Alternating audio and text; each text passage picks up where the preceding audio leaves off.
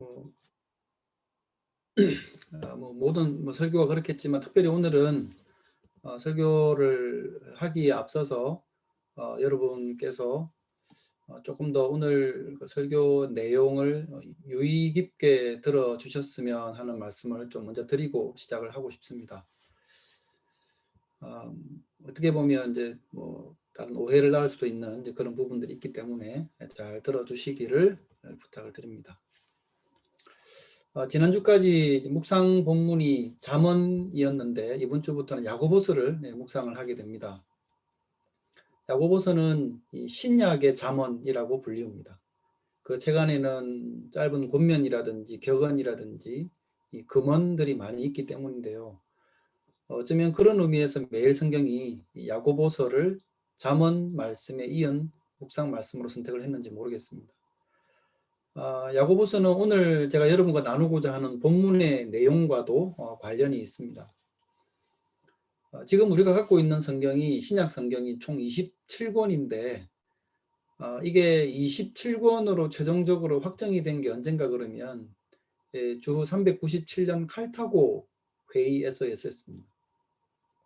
이 책들을 이 구약의 말씀, 이 39권의 구약 말씀과 함께 정경이라고 이렇게 부르는데요. 정경이라는 말은 여러분 잘 아시겠지만 영어로 캐논입니다. 잣대, 규범 이런 걸 뜻하는 단어인데 과거의 교부들은 이 용어를 하나님의 말씀으로 인정하는 기독교의 경전, 곧 성경을 가리키는 말로 사용을 했습니다.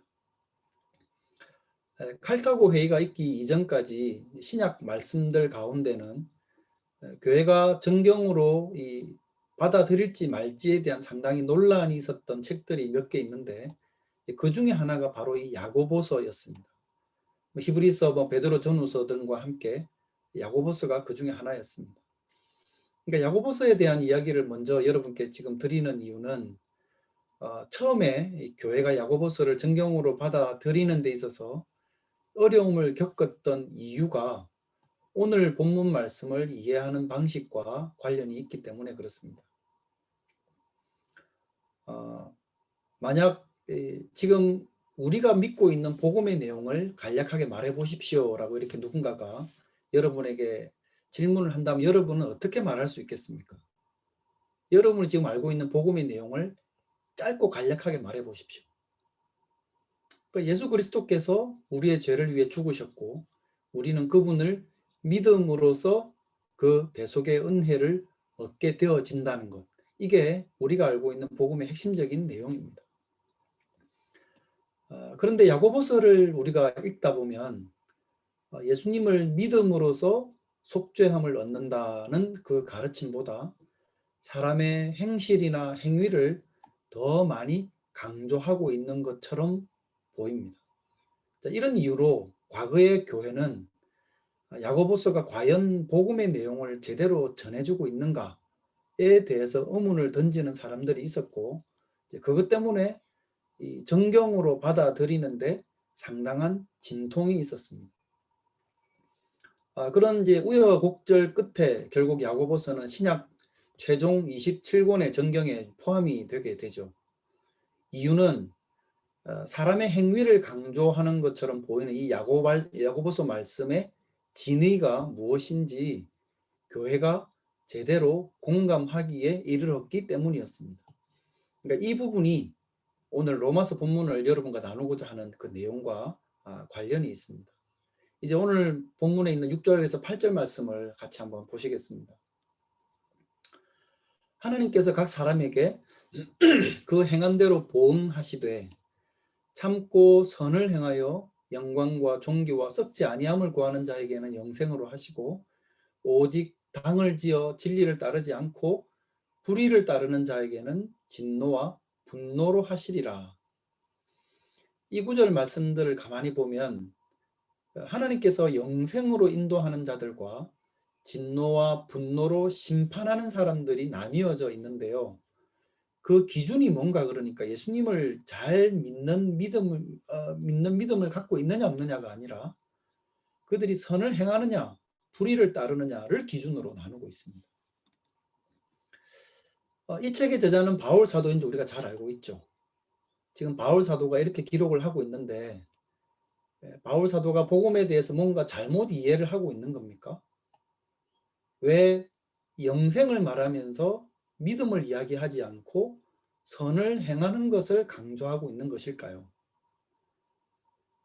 이 믿음과 이 행함의 문제, 이것은 교회가 복음을 이야기할 때 아주 중요하고도 민감한 주제였습니다.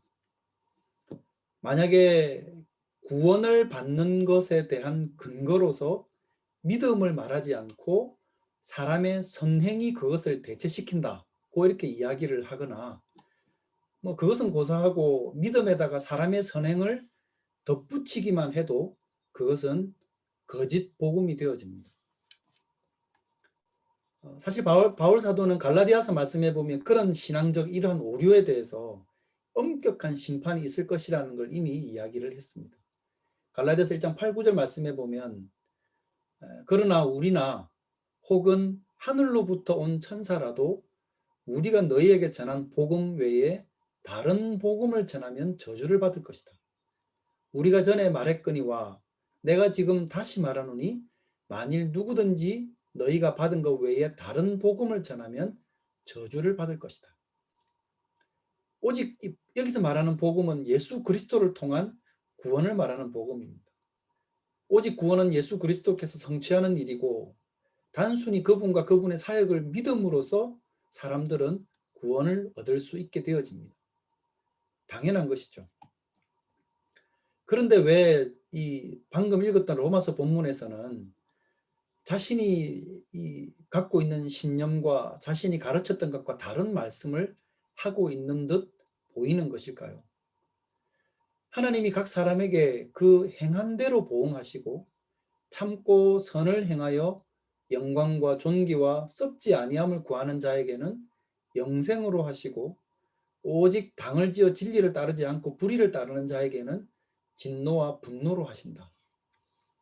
그러니까 이 말씀을 우리가 읽으면서 바울 사도가 지금 믿음과 이 행함이라고 하는 이 주제에 대해서 스스로 혼란을 겪고 있을 것이라고 생각을 하지는 않습니다. 실제로 그럴 리가 없죠. 그러면 우리는 이 말씀을 어떻게 이해를 해야 되겠는가라는 겁니다. 아마도 여러분 대부분은 이 말씀을 이렇게 받아들이실 겁니다. 방금 이 말씀에서 표현은 행실이라는 말로 표현을 하고 있지만 당연히 믿음 없는 사람의 행위를, 그러니까 믿음을 배제시킨 행위를 말하는 게 아니고 믿음은 그 아래에 이미 전제로 깔고 있는 것이다 라고 이야기를 할 것입니다. 그리고 그렇게 생각을 하고 나서 그럼 믿는 사람이 선을 행하는 것은 당연한 것이지 라고 생각을 하며 이 본문을 읽어 내려가고 넘어갈 것입니다. 그런데 사실 우리가 그렇게 이해를 한다고 하더라도 문제가 없는 게 아닙니다. 사실 방금 읽었던 이 로마서 본문 말씀에 그 구절은 이 선을 행하는 게 영생을 얻는 조건으로 분명히 기록을 하고 있기 때문입니다. 그러니까 우리가 믿기로 영생을 얻는 데 있어서 우리의 사람의 행실은 그 어떠한 역할도 기능도 하지 않습니다. 그리고 믿음에 착한 행실을 더하는 것 역시 복음이 아니라는 것을 분명히 했습니다. 그러면 이 말씀이 의미하는 건 무엇이겠느냐라는 겁니다. 이것을 여러분께 설명을 좀 드리기 위해서 먼저 몇 가지 예를 조금 들어보겠습니다. 마태복음 19장 말씀에 보면 16절 이하에 부자 청년이 예수님께 와가지고 질문을 합니다. 선생님, 내가 무슨 선한 일을 해야 영생을 얻겠습니까? 라고 이렇게 질문을 했습니다. 이에 대해서 예수님이 뭐라고 대답을 하셔야 맞다고 생각하십니까? 우리의 생각으로는 당연히 영생을 얻으리까? 라고 질문을 했으니까 예수님을 믿어야 한다고 대답을 하셔야 맞을 것 같습니다. 그런데 예수님은 그렇게 말씀을 하지 않으시고 계명들을 지키라고 말씀을 하셨습니다. 17절에서 19절 지금 화면에 나와 있는 거 보시면 계명들을 지키라. 이르되 어느 계명입니까? 예수께서 이르시되 살인하지 마라, 간음하지 마라, 도둑질하지 마라, 거짓 증언하지 마라, 너의 부모를 공경해라, 너의 이웃을 너 자신처럼 사랑해라 하신 것이니라고 대답을 하십니다.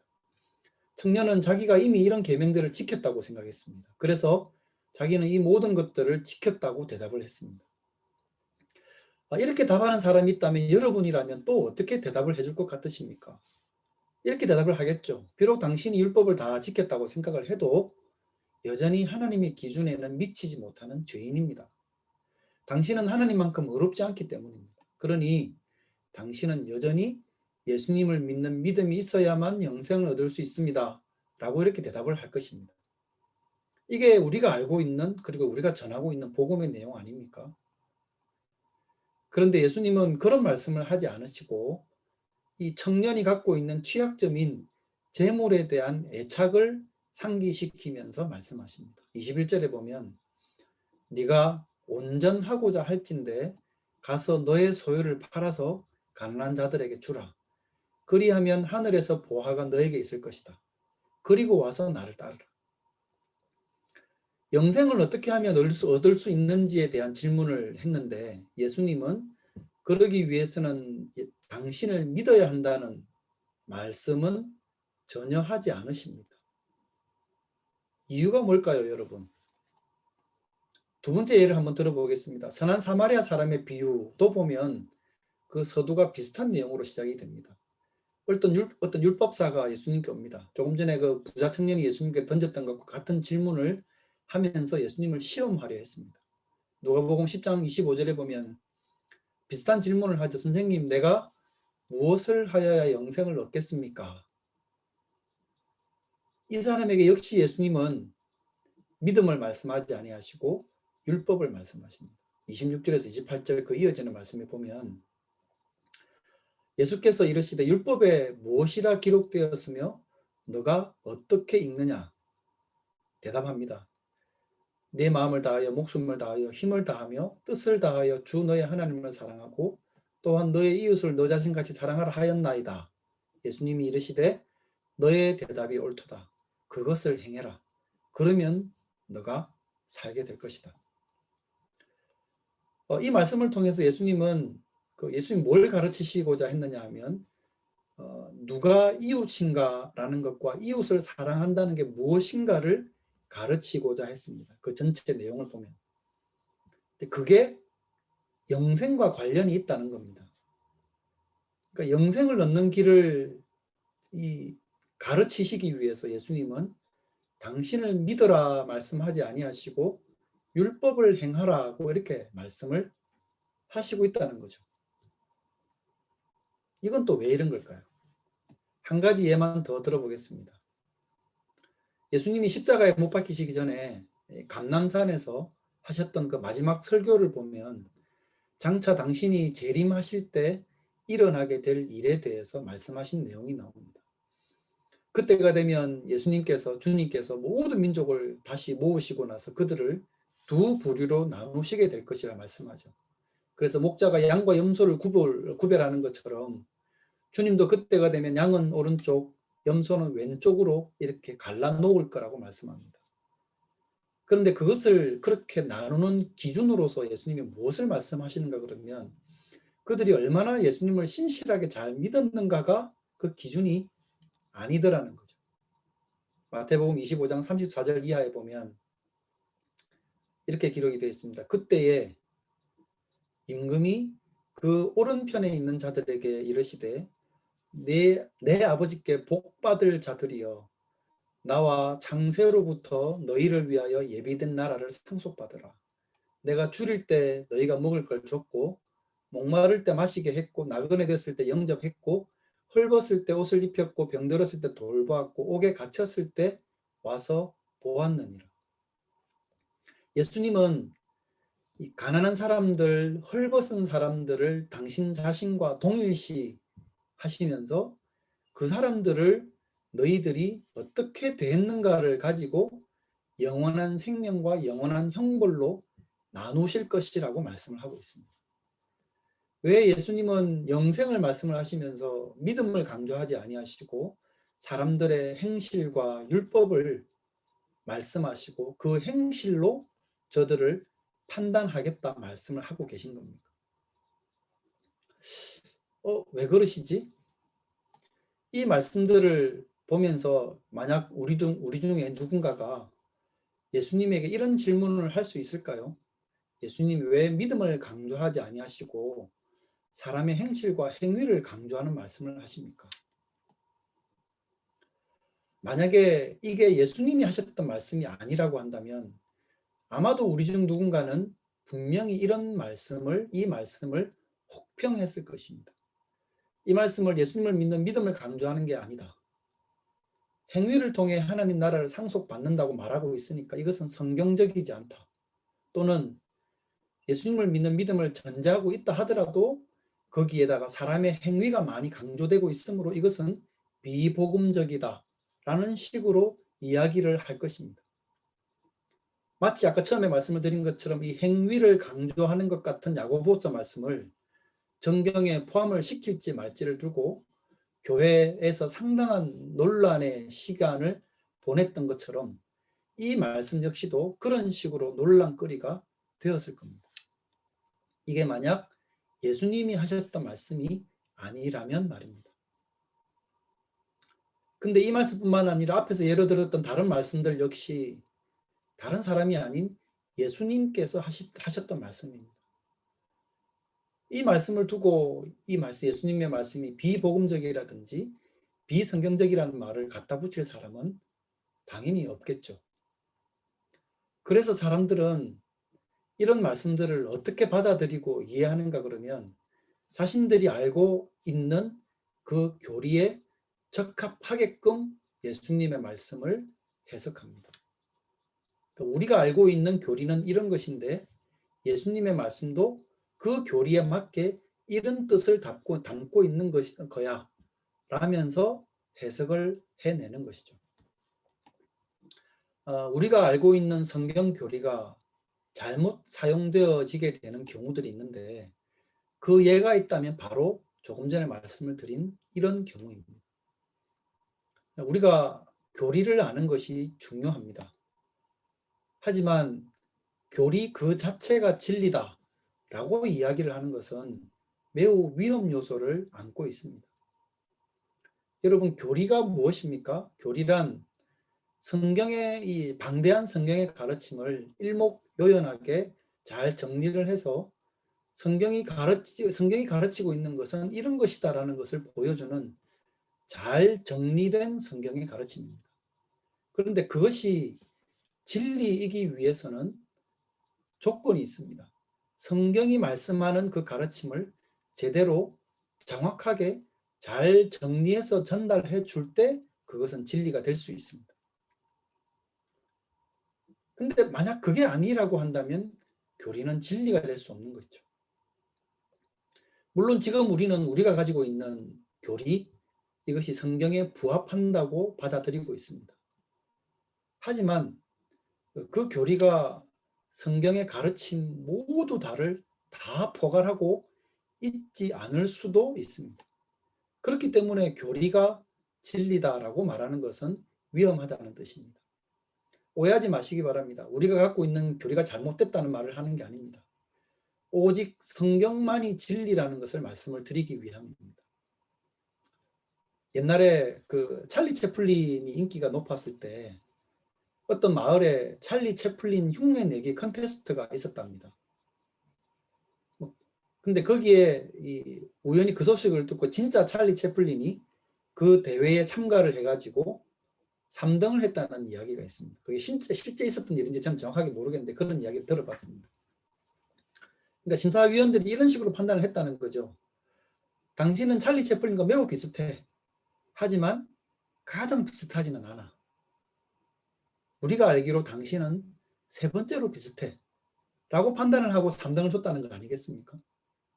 그 사람이 진짜 찰리 채플린인데. 그러니까 정말 우스운 해프닝이죠. 그러니까 때로 우리는 성경의 교리를 이런 방식으로 적용을 할 때가 있다는 이야기입니다. 성경 교리가 진리라는 전제를 이미 해두고 그 교리에 맞게 성경을 해석하려 합니다. 이것은 마치 예수님이 직접 하신 말씀을 들은 이후에 우리가 믿고 있는 교리를 잣대로 그 말씀을 판단하고 해석하려는 것이 이런 격이라는 이야기입니다.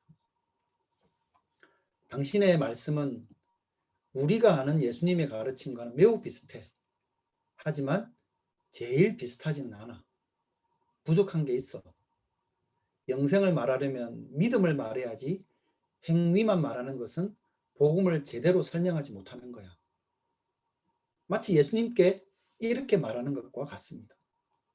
무엇을 우리가 조심해야 되는지 아시겠습니까? 자, 그러면 이제 예수님이 이 믿음과 행함이라는 이 부분에 관련해서 하신 말씀을 앞에 예를 들어 드렸던 그런 그 복음서에 나오는 말씀들을 우리가 어떻게 이해해야 될지를 생각을 해보고 정리를 해보겠습니다. 그 전에 우선 한 가지 더 지적을 하고 넘어가야 될 부분이 있습니다. 제가 믿기로 우리가 교회에서 이 믿음으로 말미암는 구원에 대해서 배우면서 생기게 된 하나의 경향성이 있다고 저는 생각합니다. 그러니까 구원은 믿음으로 말미암는 것이라는 것을 지나치게 강조함으로써 그것에 따르는 이 행실의 중요성은 상대적으로 약화시키는 경향성입니다. 교회에서는 행실의 중요성을 결코 말을 안 하지 않습니다. 신앙인이라면 당연히 믿는 자답게 살아야 되고 그 삶에는 바르고 옳은 행실이 따라와야 되고 그것이 하나님이 기뻐하시는 일이라는 것을 절대로 빠뜨리지 않고 이야기를 합니다. 하지만 그것이 구원을 얻는 데 필수적인 것은 아니라는 생각이 그 안에 들어 있습니다. 왜냐하면 이런 생각 때문입니다. 나는 예수님을 믿기 때문에 그 믿음이 나의 모든 약함과 죄들을 다 커버한다. 그리고 우리를 의롭다 하는 근거는 오직 내가 예수님을 믿는 그 믿음을 통해서다. 여기서 틀린 부분이 있습니까? 없죠. 전혀 틀린 부분이 없습니다. 그런데 우리가 여기서 놓치는 바가 있습니다. 그게 뭔가 그러면 비록 칭의 우리를 의롭다 하는 것 이것은 이 믿음으로 되어지는 것이지만 하나님의 심판은 이 행위에 따라 이루어진다는 점을 이 바울 사도가 분명히 하고 있다는 사실입니다. 이렇게 말하면 또다시 오해하는 분들이 있을 겁니다. 아, 그러면 그렇지. 칭의는 믿음으로 되는 것이니까 우리가 의롭다 함을 받는 것은 믿음으로 되는 것이니까 우리는 예수님을 믿기 때문에 구원은 받아 놓은 것이고 그 다음에 이 구원받은 무리들 가운데에서 각 사람의 그 행실에 따라 하나님이 차등적으로 상급이나 꾸중을 하시는 것이겠지라고 받아들인다는 거죠. 믿음으로 말미암는 구원에 대해서 만약에 여러분이 이렇게 생각을 하고 계시다면 여러분은 착각하고 있는 부분이 있습니다. 칭의는 다시 말해서 우리를 의롭다 하시는 것은 믿음으로 되는 것이지만 심판은 행위에 따라 이루어진다는 이 말은 다른 말로 하면 하나님께서 사람들의 믿음을 보실 때 그들의 행실을 통해서 그 믿음을 보신다는 뜻입니다. 그러니까 이것은 믿음의 행실을 뭐 더한다거나 믿음에는 행실이 따라야 한다는 권면을 주는 정도의 말씀이 아니라는 거죠. 우리의 행실을 하나님이 우리의 믿음을 보시는 안경으로 삼으시겠다는 겁니다. 예를 들면 이런 겁니다. 마지막 때에 하나님께서 우리 각 사람에게 심판 때에 사람을 다 불러놓고 너 예수님 믿어 안 믿어? 믿어? 그래 넌 이쪽. 안 믿어? 넌 저쪽. 이런 식으로 사람들을 세워놓고 그 다음에 그 행실을 가지고 갈라놓은 그 사람들을 판단하는 게 아니라는 이야기입니다. 그 사람들이 살았던 그 행실을 보고 우리들이 그리고 그들이 예수님을 믿었는지 안 믿었는지를 판단하신다는 겁니다. 예수님 앞에 가가지고 저는 진짜 예수님을 믿어요 라고 외쳐도 그게 믿음으로 예수님께 하나님께 받아들여지는 게 아니라 너는 잠자고 있어. 내가 너의 살았던 행실을 가지고 너의 믿음이 주를 믿는 믿음이 있었는지 없었는지를 판단해 보마 라는 식으로 말씀을 하신다는 거죠. 앞에서 예수님이 말씀하셨던 이 세 본문의 예를 들어서 말씀을 드렸던 이유가 여기에 있습니다. 주여 주여 하는 자마다 다 천국에 들어갈 것이 아니고 다만 하늘에 계신 내 아버지 뜻대로 행하는 자라야 들어갈 것이다. 예수님 여기서도 왜 믿음을 말씀하지 않고 행위를 강조하는 말씀을 하고 계십니까? 라고 따질 수 있는 사람이 있습니까? 예수님이 말씀하시는 게 무엇인지를 우리는 바르게 깨달을 필요가 있습니다. 우리 안에 구원을 받을 만한 믿음이 있는가 없는가는 우리의 삶에 사랑의 선행이 있는가 없는가에 의해서 나타나게 될 것입니다. 바울과 야고보는 똑같이 이 진리를 가르쳤습니다. 바울은 믿음으로 말미암는 의를 가르쳤는데 야고보는 행함을 더 강조하는 것을 가르친 게 아니라는 것이죠. 진정으로 구원받을 만한 믿음은 한결같이 선행을 낳을 수밖에 없고, 그렇지 않다면 그 믿음은 엉터리이고 죽은 믿음이라는 것을 두 사도들 똑같이 가르치고 있는 겁니다. 야고보서 말씀이 정경으로 받아들여지는 데 있어서 처음에는 진통을 겪었지만 결국은 정경으로 채택된 이유가 바로 그것입니다. 그것에 대한 바른 이해와 공감을 했기 때문입니다. 즉 그 말씀이 사람이 구원을 얻는 데 있어서 사람의 행위의 중요성을 가르치는 말씀이 아니라 행위를 통해서 드러나는 믿음을 가르치고 있다는 것을 제대로 깨닫게 되었기 때문에 그것을 정경으로 받아들일 수 있었던 것이죠. 그렇기 때문에 야고보 사도는 나는 행함으로써 나의 믿음을 너에게 보이마 라고 썼고, 바울 사도는 사랑으로 역사하는 믿음을 되풀이해서 가르쳤습니다. 같은 가르침을 주고 있는 겁니다. 오늘 본문 있는 7절에서 10절 말씀을 여러분 다시 한번 보십시오. 참고 선을 행하여 영광과 존귀와 썩지 아니함을 구하는 자에게는 영생으로 하시고, 오직 당을 지어 진리를 따르지 아니하고 불의를 따르는 자에게는 진노와 분노로 하실 것이다. 악을 행하는 각 사람의 영에는 환난과 공고가 있으리니 먼저는 유대인에게요 그리고 헬라인에게며, 선을 행하는 각 사람에게는 영광과 존귀와 평강이 있으리니 먼저는 유대인에게요 또한 헬라인에게다. 우리가 기억을 해야 됩니다. 하나님의 의로우신 판단의 기초는 우리가 행한 일이 될 것이라고 말입니다. 이 구절들은 우리가 지향하는 것, 그리스도인으로서 우리가 행하는 것, 그리스도인으로서 우리가 우리의 발로 걸음하여 가게 되는 곳, 그것들에 대해서 이야기를 하고 있습니다. 인류가 맞닥뜨리게 될 운명은 둘 중에 하나입니다. 영생으로 가느냐, 하나님의 진노 아래 있게 되느냐. 이러한 구분의 근거가 뭔가 그러면 우리가 지향하고 있는 게 무엇인가라는 것과 우리가 행한 것은 무엇이었는가, 이 둘이 결정을 하게 될 것입니다. 왜냐하면 그것이 여러분의 내면에 갖고 있는 믿음을 보여주게 될 것이기 때문에 그렇습니다. 예수님의 산상수훈 말씀도 보면 그것을 말씀하고 있습니다. 결국 산상수훈의 말씀의 가르침의 그 내용을 보면 사람이 택할 수 있는 두 가지 삶의 선택지가 있다는 거죠. 물질적인 복을 구하느냐, 아니면 하나님의 나라를 구하느냐. 그 둘 중에 어느 쪽을 너가 구하며 살느냐라고 질문을 하고 계신 겁니다. 또 다르게 말하면 사람이 택할 수 있는 두 가지 행동이 있습니다. 그분의 가르침을 믿고 실천하며 행하고자 하느냐, 아니면 하지 않느냐. 그것을 선택할 것을 물으시는 말씀입니다. 이것을 오늘 본문에서 바울 사도가 표현하고 있는 방식으로 설명을 하면 이렇습니다. 영광과 존귀와 썩지 아니함을 구하는 삶을 살고 참고 선을 행하여 하나님 중심적인 복을 구하는 삶을 살 것인가? 아니면 당을 지어서 진리를 따르지 않고 불의를 따르는 삶을 살 것인가? 이것을 지금 우리에게 묻는 것입니다. 이것으로 하나님은 우리의 믿음을 보시게 될 겁니다. 말씀을 통해 중요한 게 무엇인지 우리는 깨달아야 됩니다.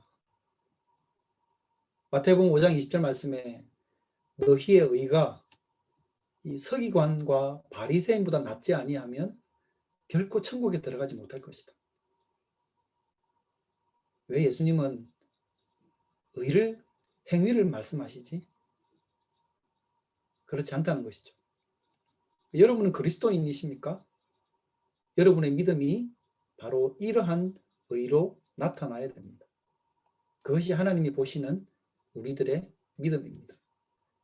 오늘 본문 말씀이 우리에게 주는 것들을 통해서 이 그리스도인이 어떠한 믿음을 가지고 살아가야 하는가 하는 것에 대해서 우리가 함께 깨우쳐 갈 수 있기를 바랍니다.